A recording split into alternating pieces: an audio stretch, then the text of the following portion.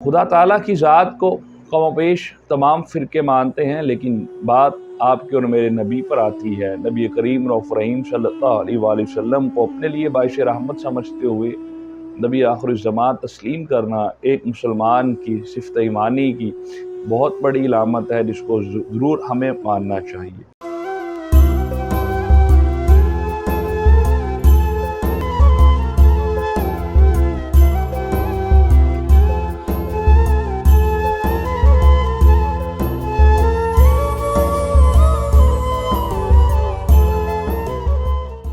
बिस्मिल्लाहिर्रहमानिर्रहीम अल्हम्दुलिल्लाहि रब्बिल आलमीन वमा अर्सलनाका इल्ला रहमतल लिल आलमीन। बादिश खुदा बुजुर्ग तुई किस्सा मुख्तसर।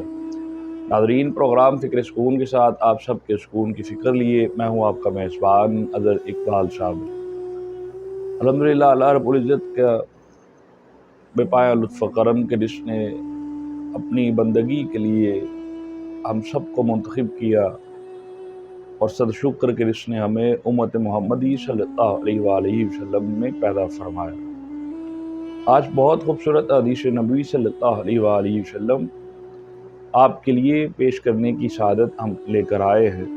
ये वो हदीस नबी सल्लल्लाहु अलैहि वसल्लम है जो कि इस्लाम की बुनियाद को ज़ाहिर करती है। ज़ाहिरी बात है कि अगर किसी चीज़ की बुनियाद पुख्ता होगी तो अल्हम्दुलिल्लाह, अगर उस पर आप जितने भी प्लाज़े तक खड़े करना चाहे, आम बात है कि अगर हम किसी जगह की बुनियाद बहुत अच्छी बनाते हैं, उस पर जितना भी प्लाज़े इकट्ठा करना चाहें तो हम इकट्ठे कर सकते हैं, खड़े कर सकते हैं। और बुनियाद अगर नहीं हिलेगी तो यकीनन उसका ईमान भी नहीं कमज़ोर पड़ेगा।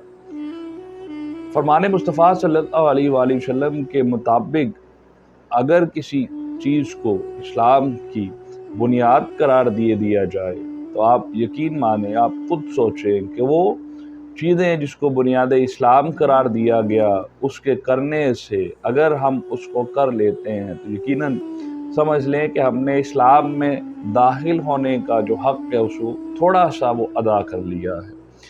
अन अब्दुल्लाह इब्न उमर रज़ियल्लाहु अन्हुमा क़ाला, हज़रत अब्दुल्लाह बिन उमर रज़ियल्लाहु तआला अन्हु से रवायत है, आप फरमाते हैं, क़ाला रसूलुल्लाह सल्लल्लाहु अलैहि वसल्लम, रसूल अकरम सल्लल्लाहु अलैहि वसल्लम ने फरमाया, बुनियल इस्लाम अला खम्सिन, बुनियल इस्लाम, इस्लाम की बुनियाद अला खम्सिन, 5 चीज़ों पर है। शहादतिन, शहादत देना, अल्ला इलाहा इल्लल्लाहु, कि अल्लाह के सिवा कोई माबूद नहीं है, व अन्ना मुहम्मदन अब्दुहु व रसूलुहु, और मोहम्मद सल्लल्लाहु अलैहि वसल्लम उसके बंदे और रसूल हैं।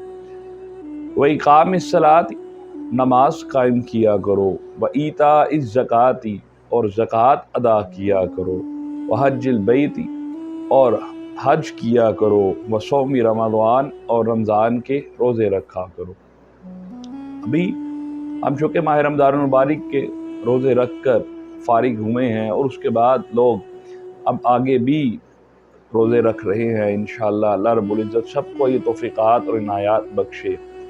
नाज़रीन मोहतरम, इस हदीस मुबारका के मुताबिक कि अल्लाह को माबूद मानना, वाहिद और यकता मानना, नबी करीम रऊफ़ रहीम सल्लल्लाहु अलैहि वसल्लम को उसका आखिरी नबी मानते हुए, अपना नबी मानते हुए सर खम तस्लीम कर लेना। खुदा ताला की ज़ात को कमोपेश तमाम फ़िरके मानते हैं, लेकिन बात आपके और मेरे नबी पर आती है। नबी करीम रऊफ़ रहीम सल्लल्लाहु अलैहि वसल्लम को अपने लिए बाइश रहमत समझते हुए नबी आखिरुज़्ज़मान तस्लीम करना एक मुसलमान की सिफ़त ईमानी की बहुत बड़ी इलामत है, जिसको ज़रूर हमें मानना चाहिए। इसलिए साथ नमाज का हुक्म भी दिया गया और अल्लाह ताला ने इसीलिए बहुत सी जगहों पर नमाज और ज़कात का अहकाम हमारे लिए जारी किए। हुज़ूर नबी करीम रऊफ़ रहीम सल्लल्लाहु अलैहि वसल्लम ने फरमाया कि उस शख्स ने ईमान का जायका चखा जो अल्लाह के रब होने पर, इस्लाम के दीन होने पर और मोहम्मद सल्लल्लाहु अलैहि वसल्लम के रसूल होने पर राज़ी हो गया। मुस्लिम शरीफ की यह हदीस है। उसके बाद अगर हम सलात की बात करते हैं तो जिसने जानबूझकर नमाज तर्क की उसने कुफ्र किया। इस तरह दोज़खियों से दोज़ख में जाने का सबब पूछा जाएगा तो वो कहेंगे, लम नकू मिनल मुसल्लीन, हम नमाज नहीं पढ़ते थे। इसलिए नमाज और कुफ्र में फ़र्क करने वाली चीज़ जो इंसान में ایک مسلم میں اور کافر میں جو فرق کرنے والی چیز ہے وہ بہت بڑی، وہ نماز ہے، ہمیں ضرور نماز ادا کرنی چاہیے۔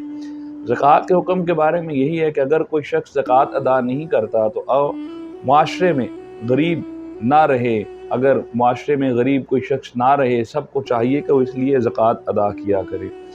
اللہ تعالیٰ کا ارشاد ہے قرآن کریم میں سورہ مزمل میں، اور زکوٰۃ ادا کرو اور اللہ کو قرض حسنہ دیا کرو، وآتوا الزکوٰۃ واقرضوا اللہ قرضا حسنا، زکوٰۃ ادا کیا کرو اور اللہ کو قرض حسنہ دیا کرو۔ کتب علیکم الصیام، تم پر روزے فرض کیے گئے ہیں، لعلکم تتقون، تاکہ تم پرہیزگار بن سکو۔ اس لیے ان تمام چیزوں میں اور اس حدیث کا آخری جو حصہ ہے کہ ہمیں اپنے رب کے گھر کی زیارت کرنی چاہیے، اس کے گھر کا حج کرنا چاہیے، اور وَلِلَّهِ عَلَى النَّاسِ حِجُّ الْبَيْتِ من استطاع الیہ سبیلا، کہ جس کو اللہ رب العزت نے استطاعت رکھی ہے، استطاعت دی ہے لوگوں پر، اللہ کے لیے اس کے گھر کا حج فرض کیا گیا ہے۔ چنانچہ ہمیں حضرت نبی صلی اللہ علیہ وسلم کے فرمان کے مطابق بھی حج کے بارے میں بہت سے ارشادات ملتے ہیں کہ حج مقبول کا بدلہ جنت کے سوا کچھ نہیں ہے۔ سب سے افضل جہاد حج مقبول ہے۔ جس نے صحیح معنوں میں حج کیا اور اس میں گناہوں اور نافرمانی سے بچا رہا، گویا وہ ایسا ہو کر لوٹے گا کہ جیسا اس دن تھا کہ جب اس کی ماں نے اسے جنم دیا۔ اس لیے اتنی بڑی نوازشیں، اتنی کرم نوازیاں اور اتنی بڑے اسلام کی بنیاد ان 5 چیزوں میں چھپی ہے۔